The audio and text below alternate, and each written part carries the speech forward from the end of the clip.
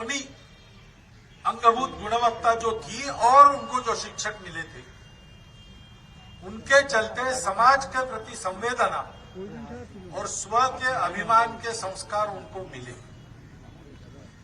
और उसी का उत्तम विकास करते हुए उन्होंने अपने देश के लिए अपना सर्वस्व समर्पण किया।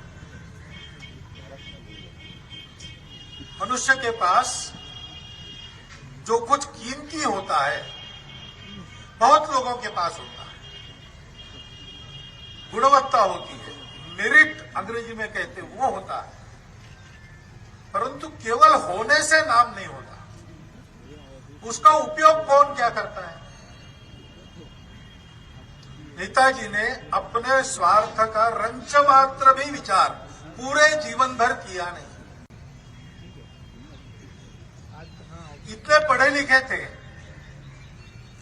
बहुत कमा सकते थे, परंतु देश की स्वतंत्रता के लिए अक्षरशः अपना जीवन उन्होंने वनवास में ही गुजारा, वनवास जैसे कष्टों में ही गुजारा।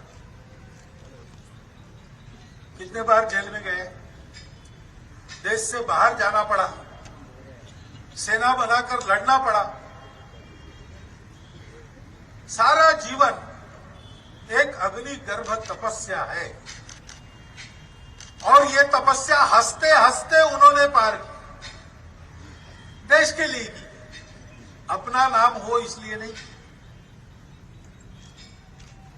पूर्ण निस्पृहता और निस्वार्थ बुद्धि का आदर्श उनका जीवन है, पूर्ण समर्पण का आदर्श उनका जीवन है।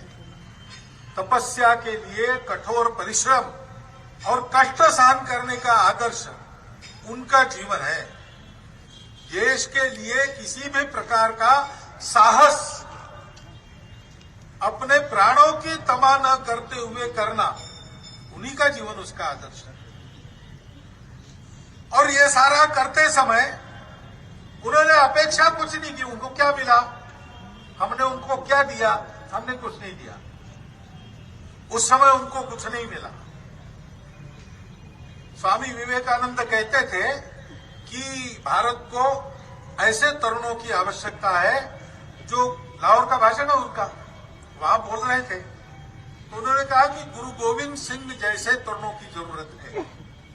गुरु गोविंद सिंह जी ने जन्म भर अपने समाज के लिए कष्ट सहन किए, युद्ध किए, अपने 4 पुत्रों का बलिदान किया, उनका निर्वंश हो गया, फिर भी वो लड़ते रहे और इसके बदले में जिनके लिए वो लड़ते थे उन्होंने उनको क्या दिया?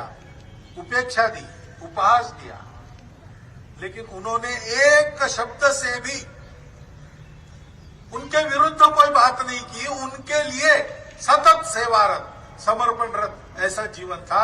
ऐसे तरुण चाहिए। अगर स्वामी जी के इस वर्णन के अनुसार उस समय किसी का जीवन पूर्णता से दिखता है तो बाबू सुभाष चंद्र है। उन्होंने कभी भी जिस देश के लिए काम करते थे, उस देश के समाज में उनका विरोध करने वाले भी थे।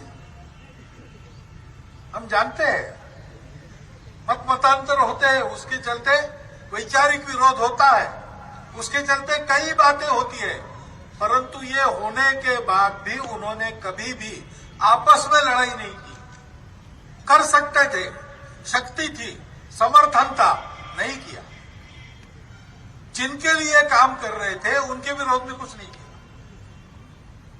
ऐसा जीवन उन्होंने जिया और इसलिए स्वतंत्र भारत में उनका स्मरण बनाए रखने में थोड़ा कम ज्यादा हुआ तो भी अपने त्याग के कारण संपूर्ण भारतवर्ष की जनता के स्मरण में वो सदैव रहे, अपने आप रहे। किसी ने कुछ किया नहीं, किसी ने कुछ किया नहीं, इसके बावजूद आज वो स्मरण में है। आज भी हम उनको नेताजी कहते हैं क्योंकि उनका ऐसा नेतृत्व गुण था। वो वास्तव में अपने हित की तरफ ले जाने वाले नेता थे। वो अपने उदाहरण से नेतृत्व करते थे और वो सब में सबके जैसा रहकर नेतृत्व करते थे। नेता के जो लक्षण अपनी परंपरा में बताए हैं, पात्रे त्यागी, सत्पात्र व्यक्ति की पहचान कर उसके लिए छोड़ने वाला, गुणे रागी, गुणों की पहचान करने वाला, गुणों पर प्रेम करने वाला, भागी परिजनैः सह, अपने परिजनों के द्वारा सर्वत्र सहभागी होने वाला, सुख दुख का भोग सबके साथ करने वाला। नेताजी जैसे यहाँ म्यूनिसिपालिटी के अध्यक्ष रहे, यहाँ के सम्मानीय नेता रहे, वैसे उनको युद्ध भी करना पड़ा। युद्ध में जो सरसेनापति होता है, कमांडर होता है, मुख्य व्यक्ति होता है, मोर्चे पर जाता नहीं, परंतु नेताजी सिंगापुर के जंगलों से लेकर तो आसाम की सीमा तक सेना के साथ आए। वापस जाते समय अन्य सैनिकों को जैसे जाना पड़ा पैदल, नेताजी भी पैदल चलकर वापस गए। वर्णन है उसके, कैसे वो सबके साथ रहते थे, सबके साथ सबके जैसा खाना खाते थे। शास्त्रीय बोधा, शास्त्र जानते थे। रणे योद्धा, उनका युद्ध कौशल, उसका क्या वर्णन करना, वो तो जगत प्रसिद्ध है।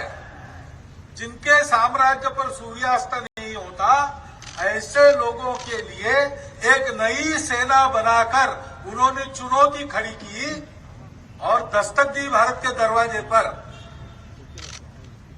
समय का भाग्य चक्र अगर सीधा चलता तो नेताजी भारत के अंदर प्रवेश करके बहुत आगे आ चुके होते और यहाँ के स्वतंत्रता के लिए यहाँ रहकर प्रयास करने वाले और उनका मिलन होता और भारतवर्ष बहुत पहले स्वतंत्र हो जाता। ऐसे नेताजी का स्मरण करना, क्यों करना? इसलिए उनके प्रति कृतज्ञता तो है ही, उनके गौरव में ये स्मरण करना हमारा कर्तव्य है। ये सारे गुण उनके हमारे अंदर आने चाहिए। ये दूसरी बात है। और उनके सपनों में भारत का जो करना था उनको, वो अभी अधूरा है, तो उस कार्य को भी पूरा करना है।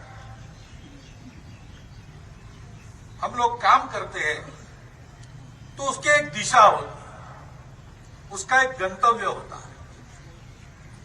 गंतव्य की ओर जाने का रास्ता देश काल परिस्थिति अनुसार अलग अलग करना पड़ता है, परंतु गंतव्य कभी नहीं बदलता।